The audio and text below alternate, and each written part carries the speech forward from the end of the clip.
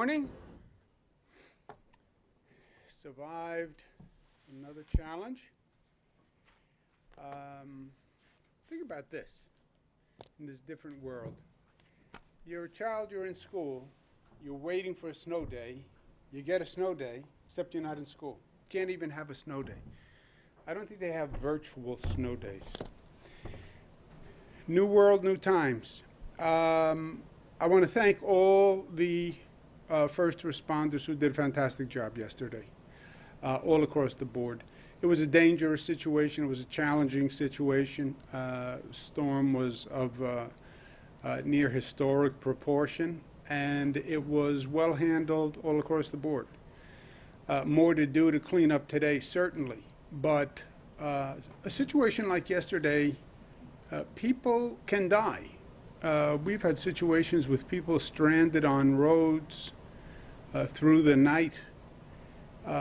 It can be very dangerous very quickly. So it was handled well across the board. Roads are open, trains are running today. We'll get an update. But I want to thank everyone who worked very long and hard last night. And it was ugly out there, and they did a fantastic job all across the board. Let's start with, to my left, Mr. Rick Cotton, who is the Executive Director of the Port Authority of New York and New Jersey, runs the terminals, runs the airports. Mr. Cotton. Thank you, Governor. The airports have resumed operations. Flights have been taking off and landing at a reduced level this morning. The airlines have canceled 45% of their schedule for the day. So check with your carrier if you are planning to travel. The Newark Air Train has 2 segments down due to icing, but a shuttle bus service is in force. All of the bridges and tunnels are open and operating with light traffic. At the bus terminal, all commuter bus lines have continued their suspension of service until further notice. There are a few intercity buses who are scheduled to depart later today. At PATH has resumed a limited 15-minute service from Journal Square to the World Trade Center to Hoboken and to 33rd Street, but service to Harrison and Newark remains suspended. Their target is to have full service restored by tomorrow morning. And Governor, that's my report. Great. Thank you very much. Mr. Patrick Ford, Chairman and CEO of the MTA. Thank you, Governor. First, I want to start by thanking the thousands of men and women of the MTA who were out there before, during, and continue to be out there, Governor, cleaning and clearing. Thanks to their efforts, we were able to restore subway service above ground and below ground, for that matter, at 5 o'clock this morning with residual delays. Long Island Railroad began running weekend service at 4 a.m. and Metro North's first trains commenced around the same time regular service. Buses continue to operate with reduced service today. As for bridges and tunnels, the empty and tandem tractor-trailer ban was lifted at 6 o'clock in the morning. All things considered, Governor, everything went well. We had been planning for this particular storm for a number of days and in some ways for years. And we're monitoring conditions minute by minute and hour by hour. The decision to suspend above-ground service on the subways and Metro North and Long Island Railroad yesterday was clearly the right one. Some subway cars en route prior to cessation of above-ground service did get caught in snowdrifts. One in particular needed to be dug out. In terms of snowfall, this is one of the most extensive snow events in the history of New York City, so our crews had an incredible job in front of them. Snow clearing and salting continues today. Safety is our highest priority, and every decision that was made was taken with that in mind. Ridership, Governor, was light during the storm. Subways saw approximately 11% of pre-COVID ridership and about 30% of current ridership. Buses carried about 13% of pre-COVID ridership. We continue to advise New Yorkers to continue to stay home and avoid unnecessarily travel while the cleanup continues today. Earlier this morning, there was a water main break, a city water main at 96th Street on the west side, which temporarily affected service on the 1, 2, and 3 lines. But Sarah Feinberg and her team have gotten that resolved. Crews acted quickly and worked with New York City DEP to get service up and running. Again, I want to give an incredible shout out to our incredible workforce who once again showed their mettle. Sarah and her team had literally nearly 10,000 people working out clearing snow. Long Island Railroad approximately 2,000 and 1,600 approximately for Metro North. I also want to give a shout out to our partners in the sanitation department of the City of New York who closely coordinated plowing activities with our buses. Finally, there's another storm on the horizon, and we're confident we can handle whatever comes our way. Thanks, Governor. Thanks. Thanks for that last point, just in case we forgot. Another storm. What a surprise. Who would have guessed? To the head of the New York City Transit Authority, Sarah Feinberg. Thanks, Governor. All great points from Pat. I'll try not to repeat you. As always, New York City Transit workforce rose to the challenge, started prepping and planning days ago for the double whammy of first the extremely frigid temperatures at the end of last week and into the weekend, and then the snow. We continued to operate underground service throughout the storm. As Pat said, over 9,500 employees, hourly managers, and supervisors were deployed to respond to the storm, keeping stations, tracks, and yards operational and clear of snow.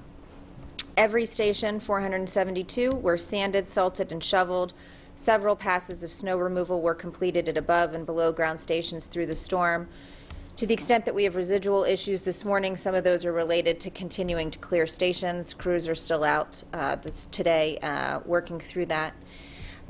We had more than 100 portable snow blowers and throwers out, deployed over 40 pieces of snow fighting equipment.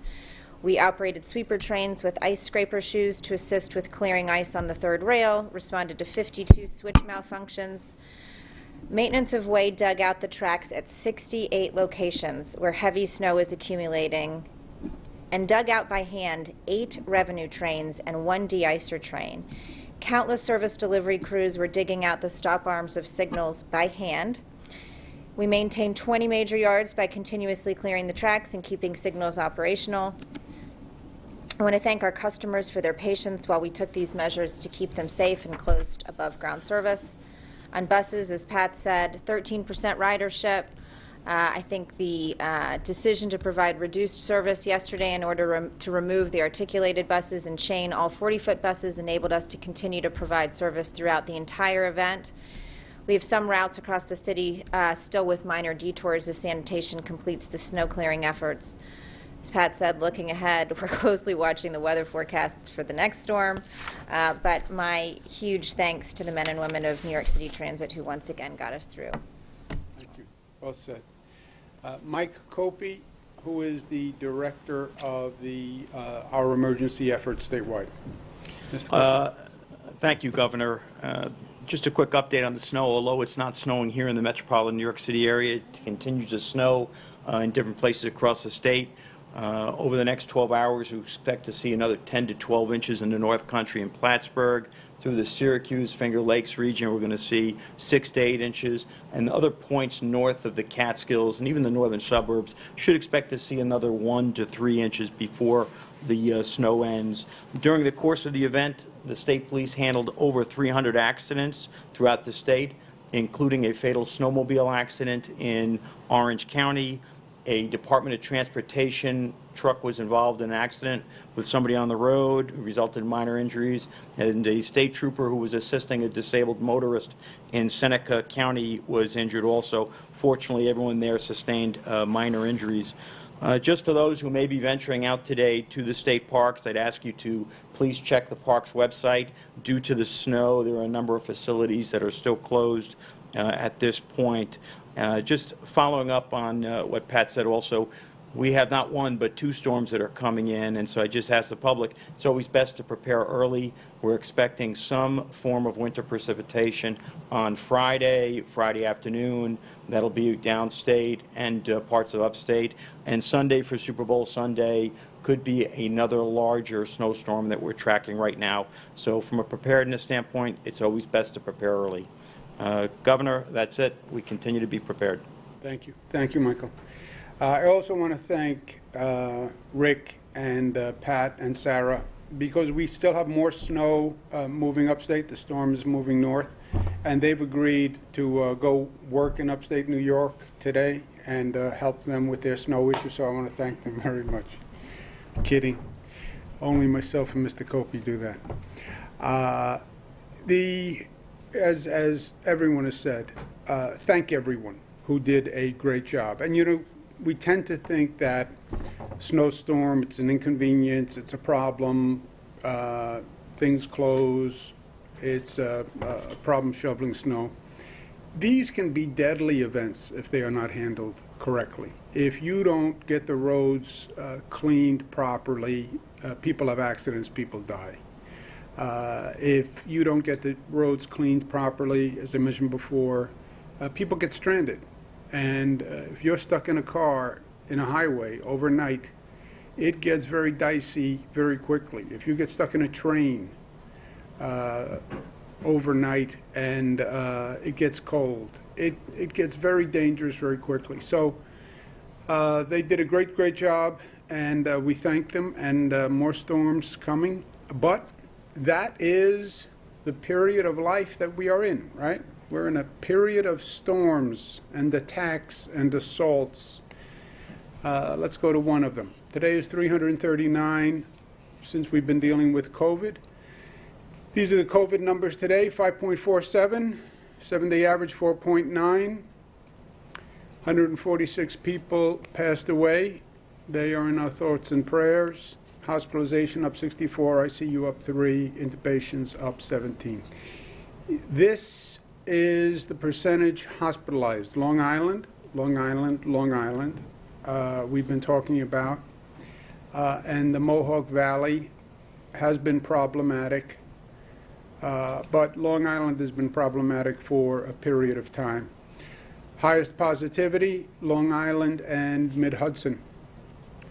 In New York City, highest positivity, the Bronx, 6.4, and that has been for a period of time.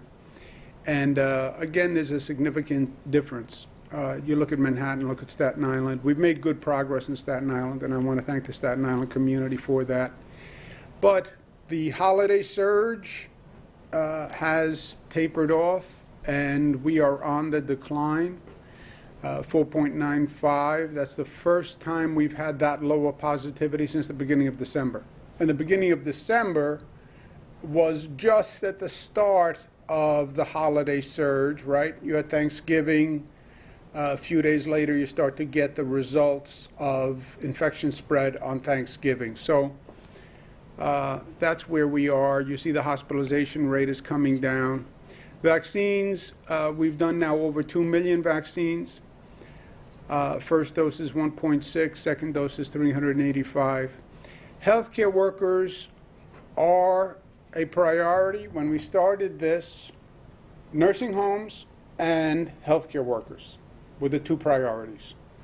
Nursing home workers, we have vaccinated, and then it was hospital workers. Why hospital workers? Because they're the nurses, they're the doctors, they're the people who are exposed to COVID the most. If they get infected, they're super spreaders. And if they get infected, the hospitals will close. We've seen this all across the board. Hospital capacity is the key. Hospital capacity, if you get into trouble, it's going to be because they don't have enough staff, not because they don't have enough beds.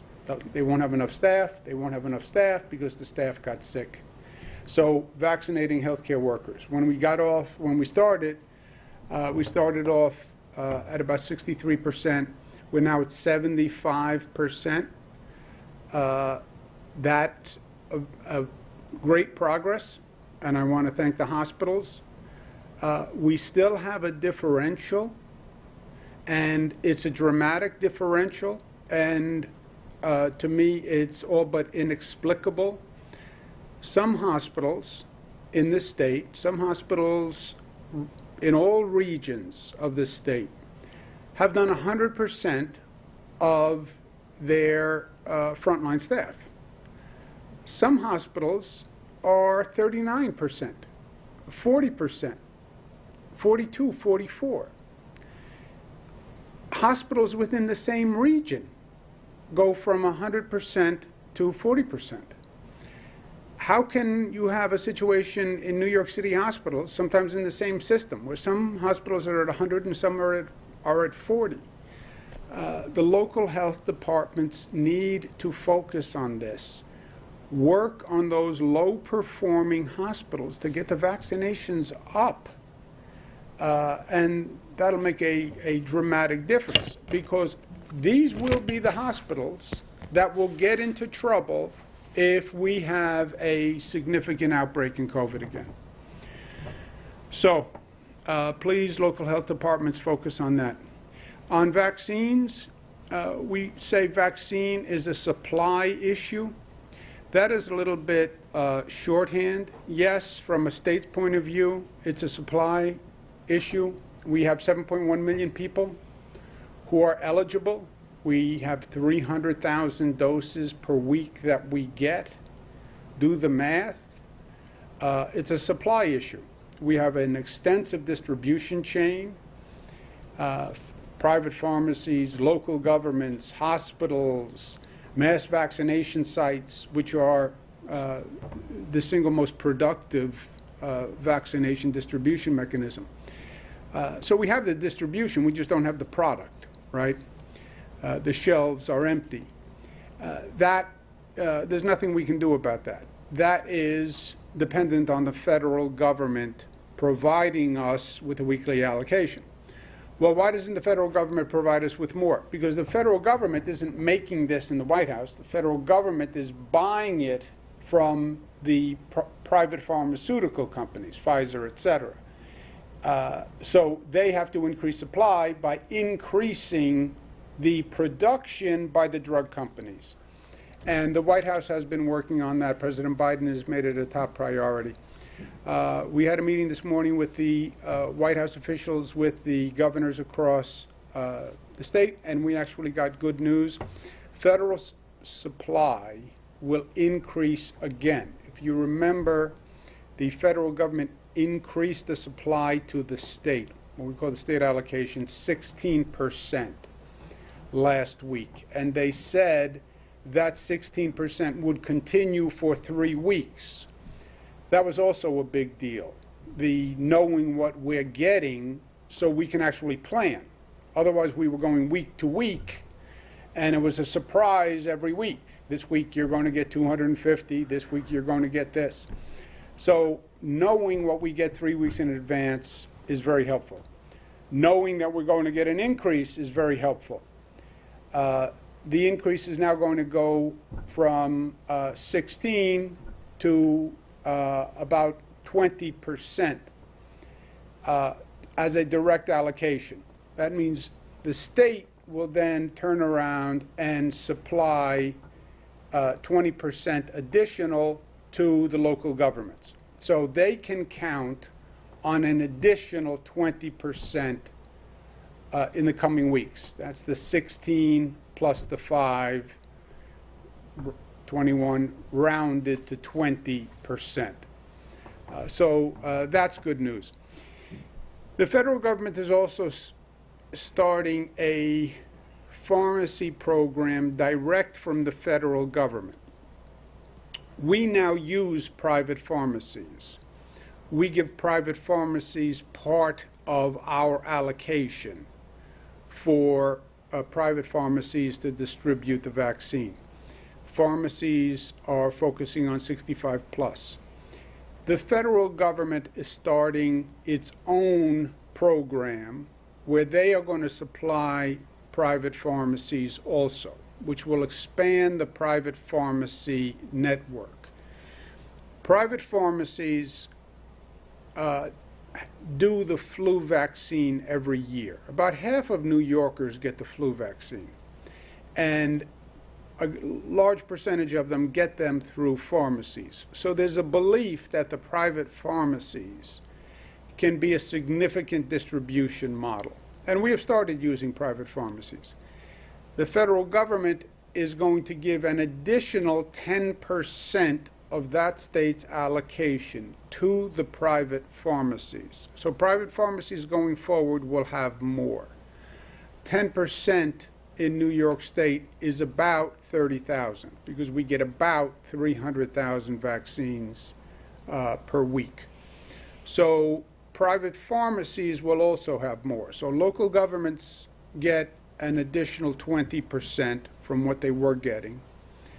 That's the 16% increase plus 5. Pharmacies are going to get an additional 10% directly from the federal government, which will increase the pharmacy supply and those people making appointments at pharmacies.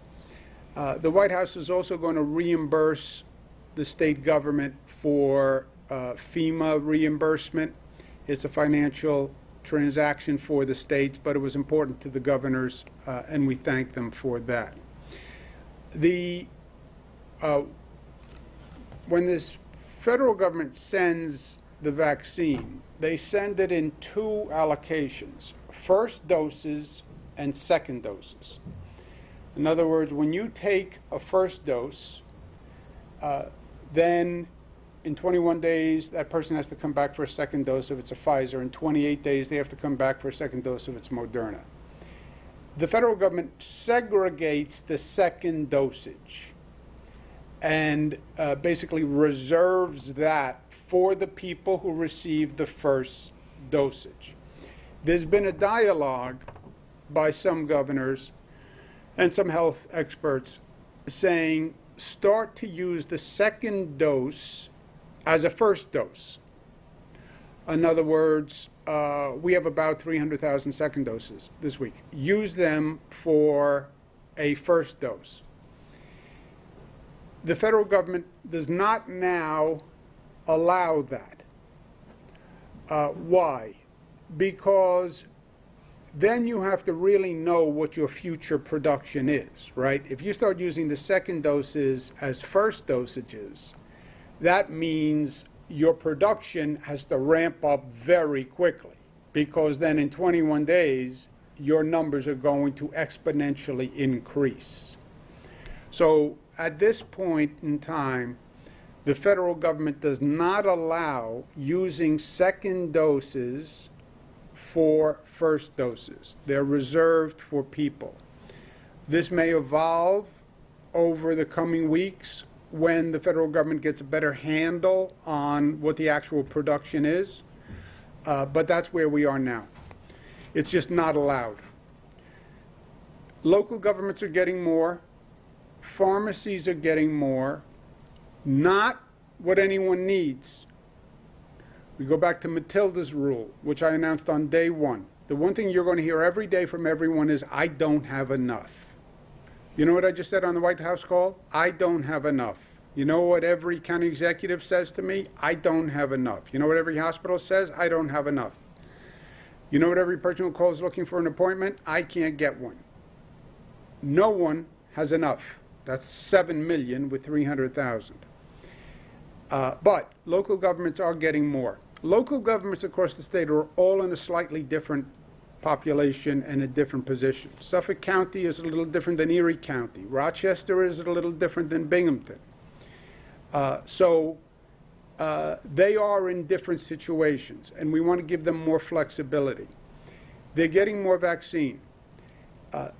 If a local health department, county government, wants to add to their what's called 1B prioritization, if they want to add developmentally disabled facilities, if they want to add taxi drivers, Uber drivers, restaurant workers, they can do that if they think it works within their prioritization locally. In other words, some localities have already done a large percentage of their police, their fire, their teachers. And they do have flexibility. There is no one-size-fits-all here. So, yes, we have statewide priorities, which are set by the federal government.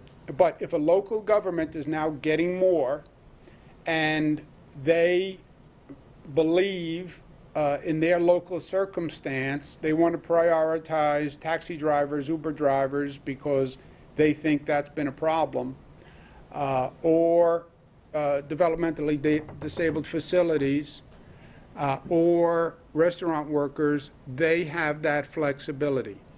And again, they are getting more, so theoretically, they would have additional supply to make those decisions. But that's going to be up to the local government to add in the 1B category if they think it makes sense.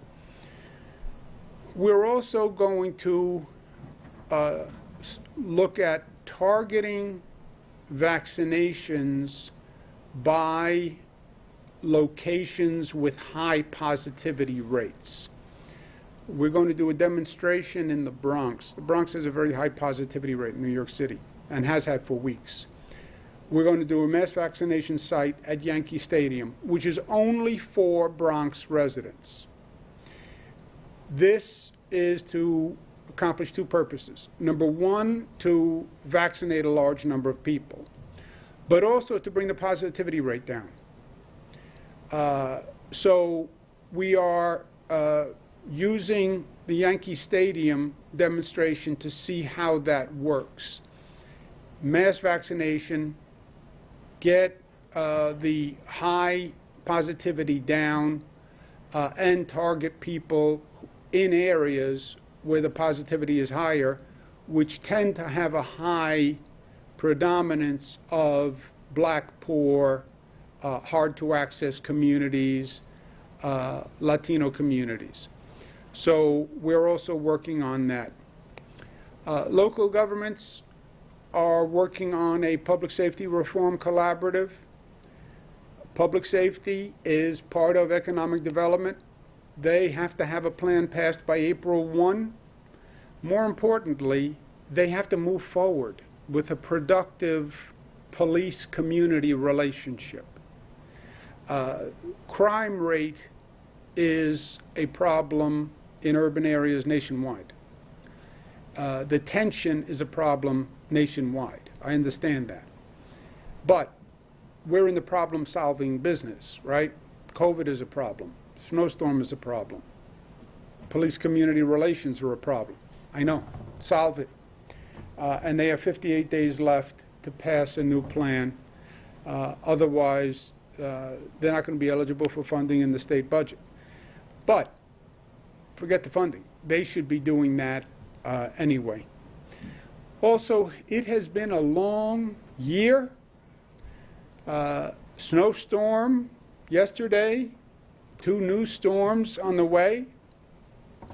People I'm with, they enjoy it. They thrive on it. Look how healthy and happy they look. Sarah Feinberg smiling, Pat's smiling, Mike. Rick doesn't smile. But he doesn't smile anyway. It has nothing to do with the storm or anything. Just Mr. Cotton doesn't smile. I've worked with him for many years. He's just not a smiling kind of person. But take a breath. Do a little something different. There is the Moynihan Train Hall. This is like an art gallery, the Moynihan Train Hall. Forget going to the Moynihan Train Hall to take a train. Go to the Moynihan Train Hall just to walk around and be amazed at something that is creative and beautiful and historic. Shirley Chisholm Park is 400 acres on Jamaica Bay off the Belt Parkway. You would never know you were in an urban environment. I mean, it is just transformative when you walk through Shirley Chisholm Park. It's the largest state park in New York City. It's also new, and it really is extraordinary. And you're on the water, and it's a totally different view, but it's just a change of pace. And Pier 76 in Manhattan, this is, the West Side will see construction activity in the coming weeks. It's going to be turned into a public space. It has been a toe pound for many, many years, and the West Side was saying it's a beautiful pier that goes out into the Hudson. So we're going to have that finally as a public space. So take a breath, little change of scenery, and yes, it's been hard. Yes, it's been hard. And yes, we're going to get through this together. And we are getting through this together.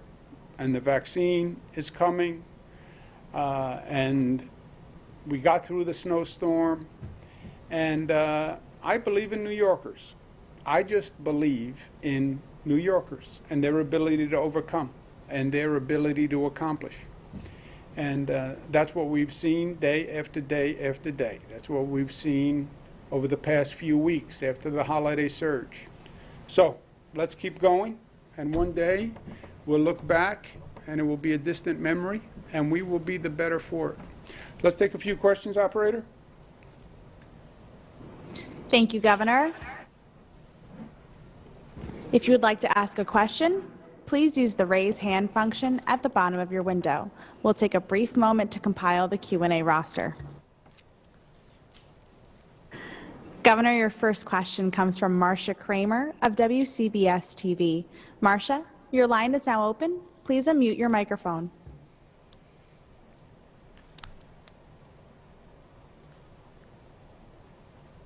Good morning, Okay, Governor. operator, forget it. Marcia doesn't know how to unmute the microphone. Go to the next question right away.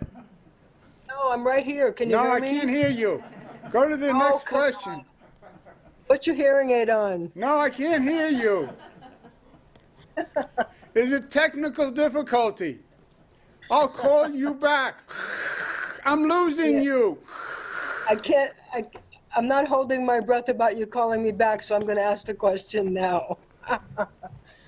So, Governor, look, there's been a lot of back and forth about allowing restaurant workers to get the vaccine. Yesterday, you said that it wasn't a good argument. Today, you've changed your mind. What led you to change your mind? And did Mayor de Blasio's comments today saying that restaurant workers should get the vaccine help to change your mind? Oh, no, Marcia, let's be clear. I said yesterday, I think everybody should get the vaccine. It's a practical problem of supply and demand. You know, you have many communities that are deserving of the vaccine. Nurses, police, fire, teachers, certainly. 65 plus, certainly. Those with compromised immune system, certainly. Those in developmentally disabled homes, certainly. Restaurant workers, certainly. It becomes a question of allocation and prioritization. You have some local governments that believe firmly that their taxi drivers are an issue and Uber drivers are an issue, and they should be vaccinated. You have some local governments that want to focus on developmentally disabled facilities. You have some local governments that believe they should focus on restaurant workers. You have a limited supply. The good news is I just got off the phone with the White House, and we're getting more. We're getting more for the local governments, and we're getting more for the pharmacies. So now there's additional flexibility. And I'm leaving it up to the local governments to make a determination of what fits their situation best. And we do have more vaccine now, so there is more flexibility in the system. I don't know Mayor de Blasio if he's going to choose to do taxi drivers or restaurant workers or developmentally disabled communities or focus on the police, but that's a local determination for a local health department to make, the local county executive, the mayor, etc. Next question, operator. Governor, your next question comes from Andrew Donovan of WSYR TV. Andrew, your line is now open. Please unmute your microphone. Governor, good afternoon. How are you? Doing well. Got some snow here, as Syracuse always expects. People are very aware that the vaccine eligibility outweighs the supply, but people are also waiting on your every word, hearing about the underlying health conditions that may be eligible soon. I've also talked to a diabetic who says type 1 won't be included as soon as type 2, even according to CDC's phases currently. Wondering if you could update everyone on the status of your conversations with the CDC about underlying health conditions and eligibility. Yeah, thank you. You know, the CDC is now a new CDC, right? I chatted with Dr. Walensky this morning, who's the new CDC director. They are coming in, they're evaluating the decisions that the CDC made. When you talk about immune compromised, the question is, what do you include in that category? And that category can get very large very quickly. The prior CDC guidance on immune compromised, and I don't know the specific difference between diabetes 1, diabetes 2, on what they decided, but it's about 4 million people in New York State. Just to give you an idea of the scale, we're now at 7 million people. We only have 15 million people eligible. If you add 4 million people immune compromised, you're at 11 million of 15 million, and you're still only getting 300,000 dosages per week. So it becomes a question of, okay, everybody's available. Nobody can get it. That's part of what I believe the Trump administration did. 65 plus, everybody's eligible. 1A, 1B, 65 plus. Everybody's eligible. That's the good news. Bad news is we don't have any vaccine. Well, then what does eligibility mean if there's no availability? Eligibility without availability is illusory. And not only illusory, I believe it's counterproductive, because now you create additional anxiety. Now you have 7 million people chasing appointments for 300,000 doses every week. Now I'm sitting at my phone, dialing and redialing at my computer, going from website to website. Why did you create this anxiety? But we are where we are. I don't know what the CDC is going to decide about the new guidance, but you would need a significant additional supply, because we have 7 million eligible. We just hit 2 million doses.